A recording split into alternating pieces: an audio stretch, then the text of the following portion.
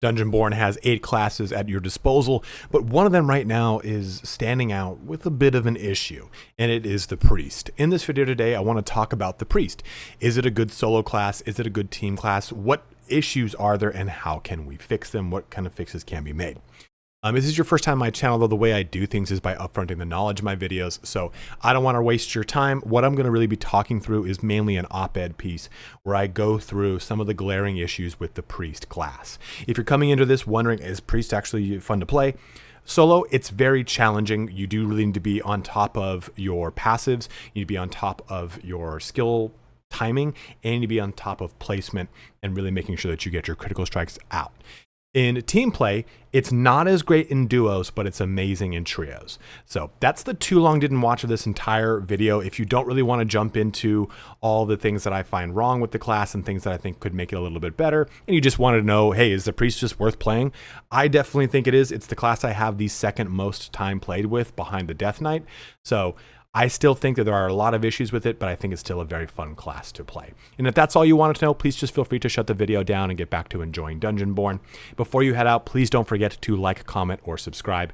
But if you are sticking around here, let's get into a conversation about the Priest and whether or not it is good in Dungeonborne. Loading into the Priest, let's take a look at some of the issues that I find with it in its current iteration. Then we'll talk about the solutions I would like to see or things that might possibly help, and then we'll close the video out with just my overall impressions of the Priest class. So to start us off, the issues with the Priest as is that it has only 6 dexterity to start off with. Now, all the other caster classes start off with 6 dexterity as well, and you might be thinking to yourself, what does that really mean? This is a caster class. Well, this determines your movement speed, or at least the increase to your movement speed. And you can increase your dexterity, but most of the other caster classes benefit from an increased dexterity through a passive. The Priest does not. So there's really no worthwhile investment into dexterity to help aid the character outside of just helping with your movement speed. And sorry for that, I have bad allergies, but either way, what you're going to find when you're playing with a Priest, when you're playing with friends in a duo or trio situation, that you're going to lag behind them. And what that causes is situations where you can get caught out and killed very easily, or they engage, they open up a door, and there's people right there, they get jumped into an engagement, an ambush, whatever the situation is. And for the time it takes you to catch up, which is admittedly not long, we're talking about an additional second or two behind, not huge, but it is enough that someone could get an alpha strike off and really mess up one of your teammates because they're on a 2v3 scenario. That is very much a struggle. And then in a prolonged team fight, what you struggle with a Priest is being able to maneuver to your individual teammates, being able to maneuver away from combat because they struggle with being able to break out of set combat, which then results in the character getting killed. And now your team is in a 2v3 scenario or a 1v2, whatever the situation is if you're not playing solo. And if you are playing solo, you move damn slow. That's a struggle because really the Priest is not a caster in the sense that the pyromancer and the cryomancer and even the druid are. Druid's a leather wearer, so it's a little bit different, right? It's a hybrid. But the pyro and the Cairo, not to be confused with the place in Egypt, they can use range to their to their advantage. They have a lot of ways to mitigate the movement of things moving towards them. Cryo can outright just reduce their movement speed and then shield themselves. The pyromancer can launch people back as soon as they get close to them and then just put a big nuke in their face. The cryo has a shield that locks them down and heals them. So there's a lot of things that you can do, a lot of tools at your disposal to help you out with mobility that the Priest does not have, and the dexterity is a real big hindrance there. Now, you do have some really good skills with the Priest, right? You have a good heal, you have an AoE heal, and you have a damage shield, and then an outright immunity shield. As of the most recent patch, which happened, I think, on Monday or Tuesday, Guard went from 8 seconds to 60 seconds, making it, in my opinion, the clear and present winner above the 2 in this slot. This enables you to give yourself and your friends a damage shield for 137 at just 27 faith. This of course would go up, right? If I had this number doubled, it would increase the amount of shield bonus and healing bonus from our faith. So those are the great things there. But the problem I find with the skills, and this is something we'll talk about more in the solution section, is that it keeps the Priest too one-dimensional. they're either going to dish out a damage shield, or they're going to heal, or maybe they'll do a middling amount of damage. And the problem here with Divine Guidance is it's a telegraph that's dropped on the floor, and it's not an immediate cast. It has about a second and a half wind up. So you cast this spell, it drops it on the ground, but people can move out of it. And this is how you heal and do damage. So what this all culminates in is a character that when the fighting actually starts, they can truly only heal and support. If you want to get up close and personal and use your mace, which I definitely actually recommend, because the mace does a lot of damage because it can chain attacks. As soon as you hit something, you just keep clicking, and as long as you keep hitting them, you can keep chaining the attacks. So you have a lot of actual offensive capabilities, but you don't have a lot of good stalwart capabilities to keep you in the fight in the case that someone collapses on you, right? You're just going to get just dumpstered immediately because you don't have enough defensive characteristics, you don't have enough speed, you don't have anything as far as a shield goes to really mitigate a lot of damage coming your way as well. Yeah, sure, you have a damage shield, but even when you put the will here into this, it's this one, intelligence, to give yourself 2 charges of a damage shield, there seems to be some sort of weird bug where even if it is off of cooldown and you have one, if not multiple charges, sometimes guard will not activate. And it might be just a weird bug. I might be getting something wrong with the timing. If you know what I'm talking about, go ahead and correct me in the comment section by all means. But what happens here with the priest is they're far more of a melee combatant than the other 2 casters.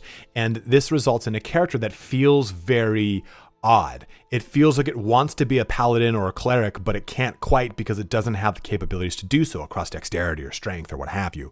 So you have a character that ends up eventually just falling flat. And one of my other points here to bring up is the passive capabilities of the priest are not awesome. The faith one is okay. It removes a debuff. That can be pretty cool because it also makes you immune for 2 seconds. The resurrection is great, but you got to get up to 75 faith. You're not going to get there until you're natively probably level 20 and you're rolling with some good gear that's going to get you plenty of faith bonuses. Like take, for example, here, if we were to look at having just green items, in your 3 jewelry slots, and we're maxing those out. That's like 8 plus 6 plus 6, that's 20 on top of the 27. That puts us at 47 faith. Then I have to hope the items I'm buying have enough faith to bring me up to 75. So getting to resurrection, which is a really good passive, is not so easily attainable. It is worth noting though that once you get to 75, you are going to have a significant increase to your shielding and your healing bonus. So it is worth kind of noting those things, that it does make you better across the long run. I don't know if there's a diminishing return on the percentage points here for the increase to the shielding and healing bonus, but I think it's roughly 1.5 per point, 1.5% per point. If I have that right? No, it's 1.5 times 27 is, I'm not right at all. I think it's like 0.75, but either way, the scaling is pretty huge so that at 75 faith, you have a really good bonus to your shield and healing. So you do get better active capabilities by focusing on this. But the problem is that your other capabilities are not amazing. Recompense only lasts for 1 second. I can see the use case for this, that in scenarios where you're just maybe getting collapsed on or someone's starting to really get focused, tossing guard on them gives them a quick 1 second boost to get them out of combat or away from something, whatever the situation is. I can see this being useful. But I think it needs to be a 3 or 4 second buff, maybe even an 8 second buff for it to really be cool, because then it ultimately gives your entire party mobility to break out of an engagement or help you finish someone off that's trying to run away. Whatever the situation is, 1 second is just too short. I would rather have a less bonus and a longer time than a more bonus and less time. Now, also, intelligence is probably the best one outside of resurrection, because now your guard can store up to 2 charges. You do more elemental damage, which isn't huge. That you can enchant this with frost, which is nice, but it's not amazing. It's easy to get. And lastly, stamina. Restore 5 mana on critical hits. This is cool because if you hit something in the head, you're getting a critical hit and it's giving you 5 mana, so it gives you passive mana regeneration. This is a great capability, but you're already stacked out trying to figure out so much faith and so much intelligence that trying to kind of edge out another 19 points into stamina is kind of a pain in the ass. And yes, this gives you physical resistance, elemental resistance, and max life. One of the big issues here with the priest, right, is that they don't have that survivability, and this helps you to add to that survivability, but you're now taking away from what your class does by not investing in intelligence for an extra charge of guard and faith for more healing capabilities. So the class is oddly spread too thin in passives that are not worthwhile, in skill sets that don't make a ton of sense because the character can't really get off what it wants to do. So those are all the problems that I see with the priest character. So how would I fix it? So some of my suggestions for fixing the priest, and these are not obviously ones I would expect to be implemented or even all of them. I think it's just a short list. It's pretty much based off of the big issues that I talked about here, right? And I think a real easy one would be just to give them leather. And don't mind my dog going to town on a squeaky toy right now. It's the middle of the night, so he's like, it's time to play. But simply giving them leather gives them a little bit more survivability. Not a ton, but it does give them just a little bit more so they can actually try to stay alive longer in fights. Being an all cloth class is difficult for them because I think the class naturally wants to be in the melee to mid range and less so in the long range where all the other casters want to reside. Most of their casters are medium to long. They seem like much more of a short to medium range character, and they get punished for it because they just don't have the stones to really pull that off. Now, another thing would be either to have more dexterity or have dexterity have a passive link to it. Something that actually benefits the character so that putting points into dexterity helps out with something of some sort, right? Maybe it's the actual mace and how it divvies out its special damage, right? It's enchanted spikes. Or maybe it helps out with divine guidance. Most things help out cleanse. Maybe this helps out divine guidance, or maybe this one helps out, dex helps out divine protection. Whatever the situation is, maybe enough dexterity allows you to spread divine protection in an AoE just like guard. Whatever the situation is, I think incentivizing dex would be great. It does add to the same conflict I talked about, right? Where you're putting now too many points into too many things for lackluster passives. And that kind of brings me to another point here, is that I think you could really fix this up by having something like Cleansing Rite be more geared towards cleanse again. And I think that cleanse itself needs to change, because when you look at divine guidance heals and does damage 50% and 75%. 75% holy damage. It's the only source of holy damage in the game that I know of right now at the top of my head. So what I think would be better here is, rather than cleanse being called cleanse, just call it, like, since I can think of Diablo, call it like Holy Bolt. And now cleanse has the option to either heal or do holy damage on a single target. So you can do just like this. You do 30 and 80% life and or healing amount once you charge it all the way up, right? Because cleanse is a chargeable skill. And if you take a look at divine guidance, you do 50% life and 75% holy damage to enemies within the radius. Removing that channeling time for divine guidance would alone make divine guidance very good. And divine guidance relies on a lot of really good communication, because if your friends, you go to cast it, they move out of range of divine guidance very quickly, very easily. It's very small, the circle that appears. And enemies also move through it, not even in a cool, dodgy way. They can just walk right through it because it's down long enough that they're just already keeping their forward momentum. So you can argue that's a skill issue, right? You have to place that circle either in front of them or with enough lead room for your friends that they actually stay within it. It's about timing more than anything. But cleanse, back to my original point here, could be used in the same way as divine guidance, giving out a heal or a charged heal, or doing single target damage to someone with either a minimal amount or a charged amount. I think that capability alone makes the priest a more of a medium range character again. They can actually hang back. They don't need to be up close and personal to dish out guard, to do damage with their mace, because the problem is when a priest spends so much time healing and dishing out their damage shields, they're not actively destroying the other team. You could argue that their contribution is keeping your team alive, but this is a game very much about burst damage and killing people quickly. And right now, a lot of the time in a 3v3 scenario, it almost feels like a 2v3 because there's no damage coming out from the priest, whereas a pyromancer is just chucking fireballs, especially if it's from on high. A cryomancer is slowing people down and giving damage shields now because of the way ice armor works. So, and that works at a 60-second. So the priest has felt even more pushed down now that the cryomancer has a better damage shield. So I think cleanse being a direct damage ability is a great opportunity. You really have to focus on, like, I like using the searing staff because I like the damage profile, but I think in PvP, the better benefit is the lightning staff because it gives you passive damage while you're doing your other things. You cast down the lightning bolt, and you can actually do stuff with your heals and your guard in the meantime.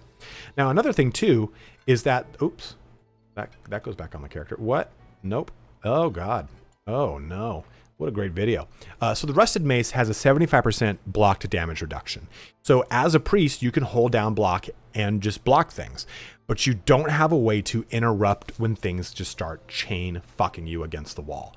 Like if a rogue is going to town on you or a swordmaster is going to town on you, and it's a 3v3, but everyone's on their own target, it's hard to break out of this.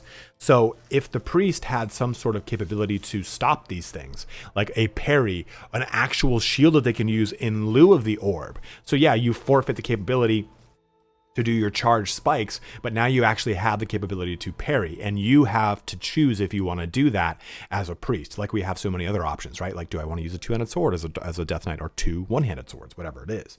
So I think having those things would be substantial, giving them some sort of true defensive capability that if they are indeed going to be a short to medium range caster class, they need some staying power, and giving that in the form of a shield or something that gives them some sort of parry in that shield. Like, hey, you have like a block. If you time the block properly, you can bash out and interrupt their combo so they're not just ripping and gripping on you, right? I think that is a good way to solve that priest issue that you're going to have in single, duos, and trios. And one of the last things too would be a rework of the passives, in the sense that I think Recompense just needs more time on it. I think Benediction is actually okay. I think of all of them, Benediction is just fine. It's not that drastic of an investment of intellectual points. Is that the term? Intelligence. And it's a really solid benefit. Faithful, I'm going to pull points away from Faith or from Intelligence to go to Faithful, and it really is only 5 mana on critical hits. Now I'm back in short range. Now my issue comes up again with my shield. Now my issue comes up again with my capabilities with cleanse. Like this, I think, is a good capability, but it's indicative of a bigger issue with the priest, that this forces you to try to get up close and personal.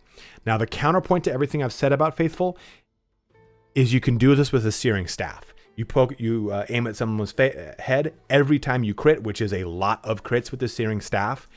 You're going to get 5 mana back. But that brings me to my other point about, I think that in a PvP scenario, the lightning staff is better because the searing staff is an active ability. You need to hold it down. You have to hit, crit. You have to keep a lot more. It's a lot more of an active staff than the lightning staff, which you can passively cast things and just get going. And I think that Faith, Cleansing Rites is cool. I like having the capability to remove the debuff, but to me, it doesn't necessarily help the class be better at being the class. If anything, just having 38 Faith helps me more than the actual passive of Cleansing Rites. I like the fact that it can remove debuffs, but he only does it for 2 seconds.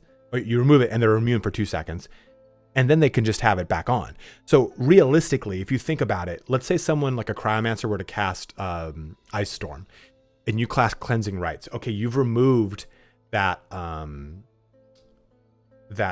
the hell is it called? The debuff, right? The slow over time. But they're just going to cast it again, and it's going to force you to cast Cleansing Rites again. But you might have already been in the middle of casting it and using your charges to keep people's damage up, or damage shields up. So I feel like this is only good once, and it's not good once enough for me to go, oh man, it's been clutch. It's really been able to push me through hard fights, either in a solo situation, duo, or trio. I just look at it and go, well, yeah, it's on the path to resurrection. So I think something with Cleansing Rites could just be something along the lines of just helping out maybe the damage of cleanse if it was a holy damage, or maybe passively helping with something. I don't know. My brain's usually pretty good with this stuff, but right now I just completely crapped and shit the bed. But Either way, I think Cleansing Rites could be just something a little bit more beneficial towards the other issues that we've brought up with the Priest and less geared towards removing a debuff, which, while good, it doesn't help me enough in prolonged fights that I'm like, that's the thing I need. And again, counterpoint here, devil's advocate, it is just a stepping stone towards resurrection, which is the real prize. But even then, that's not going to help me in the middle of a fight. I'm not going to want to bring someone back to life. I've never even used resurrection, so I don't know if there's a wind-up time for it, and I don't know what the health is of the friend who comes back. And if it's in any way has any kind of wind-up time and they're not at 100% health, it's going to be really rough and tumble.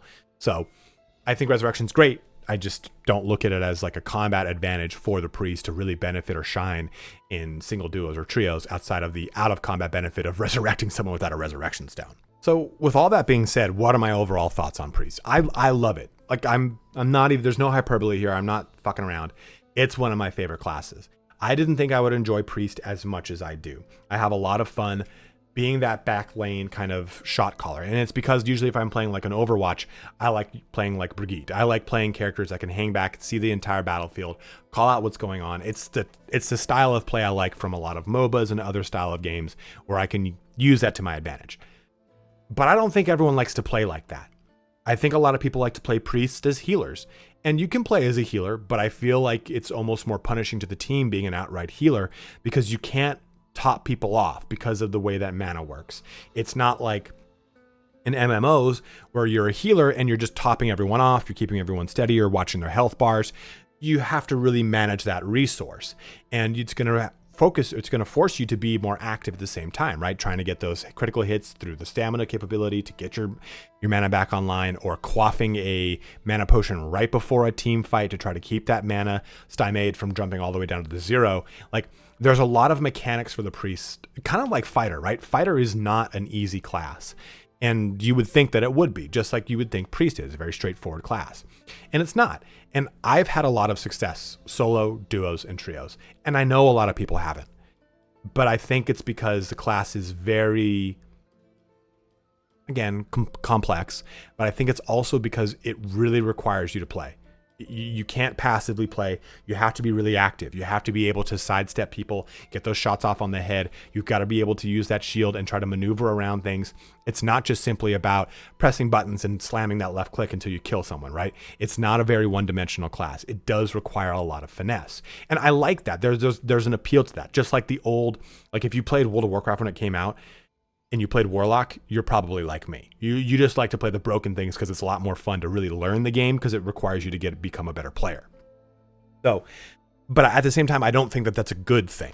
I don't think that a class should be so broken that only really good players can play it. And I'm not even saying I'm a really good player. I'm just saying that when I sit down to play a priest, I have to focus way harder than I do for every other class because it requires so much more out of you. And I think that even some of these suggestions for improvements would go a long way because the priest has a really good base kit. In trios, I think of all the setups that you can run with a priest, trio is actually quite good.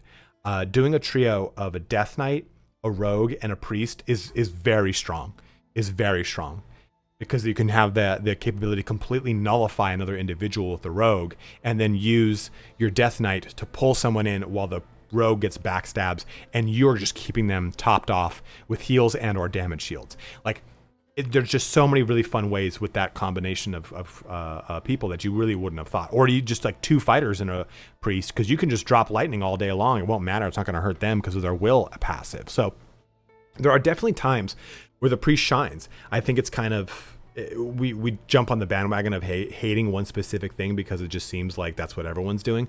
But I definitely think that the priest has some good teeth, and it is a class that it can really be better with just minor tweaks. It doesn't even need a complete rework, right? I think it just a couple things in a little direction, little knob turning, little sliders would make it even better. And maybe slightly nerf the druid, just slightly. It's a really fucking fun class too.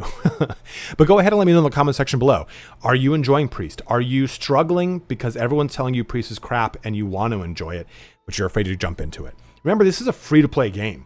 Who gives a fuck if anyone says something is not good. Go play it, enjoy it. If you struggle with it, just switch to something else. There's no financial investment involved in any of it, right? This isn't like you're jumping into like Baldur's Gate 3 and you're 10 hours and you're like, I'm not having enough fun here. How do I have more fun? This is a free-to-play game. Enjoy it. If you don't like playing the priest, just switch to something else until another patch comes out to hopefully fix it. But let me know in the comment section below what your thoughts are. How are you enjoying the priest? How are you struggling with priest? Or how have you made priest work for you? I would love to hear what your guys' thoughts are on old priest daddy. But as always, guys, thank you so much for watching here today. Have a good one and take care.